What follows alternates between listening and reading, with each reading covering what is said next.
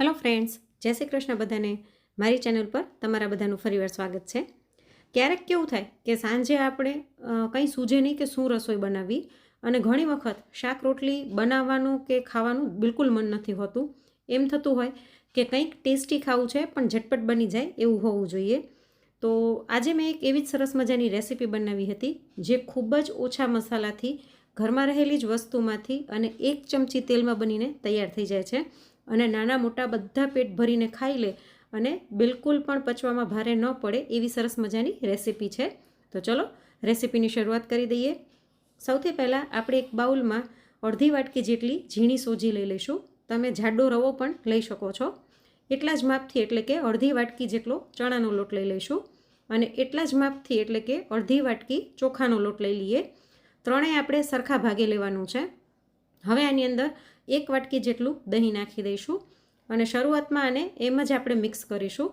Direct આની અંદર પાણી પણ સાથે નાખી દઈશું ને તો ગાંઠા પડી જશે, એટલે દહીંથી પહેલાં આપણે મિક્સ કરી લેવાનું. અને પછી હવે દહીંવાળી વાટકીમાં જ મેં પાણી ભરીને લઈ લીધું છે, તો અડધી વાટકી જેટલું પાણી નાખી અને આને મિક્સ કરીશું. એક સાથે બધું પાણી એડ નહીં કરી દઈએ, નહીંતર તેમાં ગાંઠા થઈ જશે, ચણાના લોટના ગાંઠા થઈ જશે, જે ભાંગવા અઘરા પડશે. એટલે થોડું થોડું પાણી નાખતું જવાનું અને બરાબર મિક્સ કરતું જવાનું. અને શરૂઆતમાં આપણું આ જે ખીરું છે તે ઢીલું ન થઈ જાય તેનું ધ્યાન રાખવાનું. તો ફરીવાર હું 1/2 કપ જેટલું પાણી એડ કરીને આને બરાબર મિક્સ કરી લઈશ. ફ્રેન્ડ્સ, તમને બધાને યાદ અપાવી દઉં કે જો તમને મારી રેસીપીઓ ગમતી હોય તો લાઇક શેર કરવાનું બિલકુલ ન ભૂલતા. અને આવી જ સરળ અને સ્વાદિષ્ટ રેસીપીઓ જો તમે જોવા માગતા હોય તો ચેનલને સબસ્ક્રાઈબ જરૂરથી કરી નાખજો. તો જો આ બધું સરસ મિક્સ થઈ ગયું છે, આપણે અત્યારે વધારે પાણી એડ નથી કરવાનું, એટલે આપણે પોણી વાટકી જેટલું પાણી એડ કરીને આ ખીરું તૈયાર કર્યું છે. અને હું તમને ખીરાની કન્સિસ્ટન્સી બતાવી દઉં. જો આ રીતનું હોવું જોઈએ, બહુ ઘાટું પણ નહીં અને પાતળું પણ નહીં. હવે આને ઢાંકીને 10 મિનિટ સાઈડમાં રાખી દઈશું. ત્યાં સુધી અહીં મેં એક મકાઈ લઈ લીધી છે, અમેરિકન મકાઈ છે અને કાચી જ છે, બાફેલી નથી. આના આપણે દાણાને છૂટા પાડી લઈએ.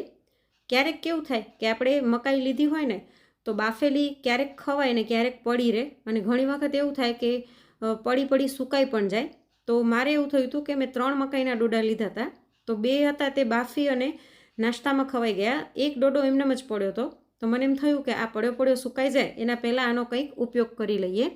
તો આજે મેં આમાં મકાઈનો ઉપયોગ કર્યો છે, પણ જો તમારી પાસે મકાઈ ન હોય તો તમે સ્કીપ કરી શકો છો. પણ મકાઈની સ્વીટનેસ આમાં ખૂબ જ સરસ લાગે છે. તો હવે છૂટા પાડેલા મકાઈના દાણાને આપણે એક મિક્સર જારમાં લઈ લઈએ. તેની સાથે 1 ચમચી જેટલી લસણની કળી નાખી દઈશું. અહીં જો તમે લસણ ન ખાતા હોય તો સ્કીપ કરી શકો છો. સાથે તીખાશ માટે 2 લીલા મરચાં લઈ લઈએ. તીખાશ તમે તમારી ચોઈસ પ્રમાણે વધારે ઓછી કરી શકો. સાથે 1 ઇંચ જેટલો આદુનો ટુકડો નાખી અને આ બધાને આપણે પીસી લઈએ. તો જો આ સરસ પીસાઈ ગયું છે. પાણી નાખ્યા વગર જ આપણે આને પીસવાનું છે, કેમ કે મકાઈમાં પાણીનું પ્રમાણ હોવાથી સરળતાથી પીસાઈ જશે.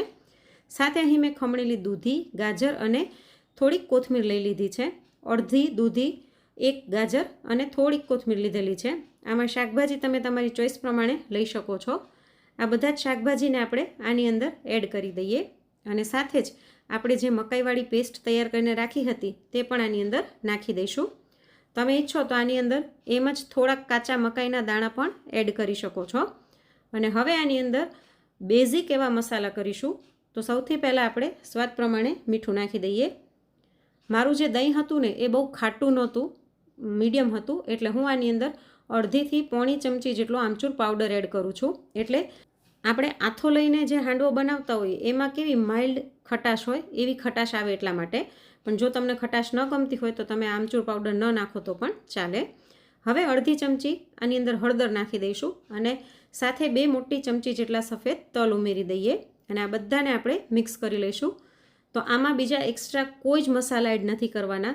સિમ્પલ મસાલા છે પણ ખાવામાં ખૂબ જ ટેસ્ટી લાગે છે અને ઇન્સ્ટન્ટ બની જાય છે અને ખૂબ જ ઓછા તેલમાં, 1 ચમચી તેલમાં બની જાય છે. અને તમે રાત્રે ડિનર સિવાય સવારે બાળકોને લંચ બોક્સમાં પણ બનાવીને આપી શકો છો. અને આમાં ઘણું બધું શાકભાજી હોવાથી ફાઇબરથી ભરપૂર છે, જેના કારણે પચવામાં બિલકુલ હળવું રહે છે. તમે પેટ ભરીને ખાશો ને તો પણ પેટ જરાય ભારે નહીં લાગે. તો જો બધું જ સરસ મિક્સ થયા પછી હું તમને ખીરાની કન્સિસ્ટન્સી બતાવી દઉં. આ રીતની હોવી જોઈએ, બહુ ઘાટું પણ નહીં અને પાતળું પણ નહીં. અને આપણે શાકભાજીમાંથી પણ પાણી છૂટું પડે એટલે શરૂઆતમાં ખીરામાં વધારે પાણી એડ નહીં કરી દેવાનું. હવે આની અંદર ઈનો એડ કરતાં પહેલાં આપણે થોડુંક બેટર અલગ કાઢી લઈએ, કેમ કે બધામાં એકસાથે ઈનો નાખીશું તો ઈનોની ઇફેક્ટ જતી રહેશે. તો મેં 2 મોટા ચમચા જેટલું ખીરું અલગ કાઢી લીધું છે. હવે એમાં ઈનો નાખીએ એ પહેલાં આપણે તેલ ગરમ થવા રાખી દઈશું. તો પેનમાં મેં 1 ચમચી તેલ લઈ લીધું છે. હવે તેલ ગરમ થાય એ પહેલાં આની અંદર આપણે ઈનો નાખી દઈએ.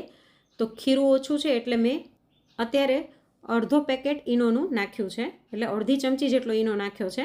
આને મિક્સ કરી લઈએ. અને હવે તેલ પણ ગરમ થઈ ગયું છે, તો તેમાં ચપટી રાઈ, ચપટી સફેદ તલ અને થોડાક લીમડાના પાન નાખીને વઘારને ફેલાવી દઈએ અને ગેસની ફ્લેમ સ્લો કરી અને આ ખીરું એડ કરી દઈએ.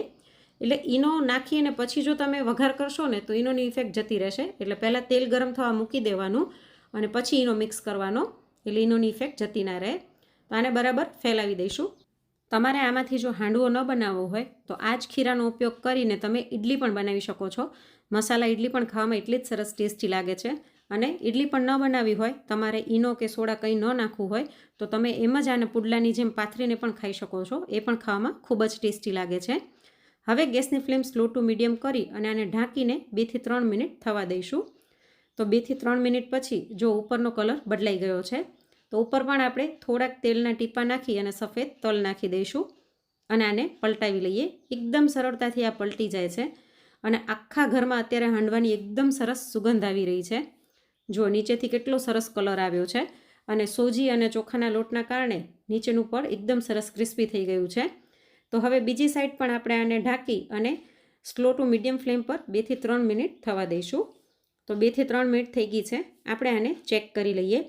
તમારે વધારે ક્રિસ્પી જોઈતું હોય તો તમે આને વધારે હજી રહેવા દઈ શકો છો. જો આ સરસ ચડી ગયું છે.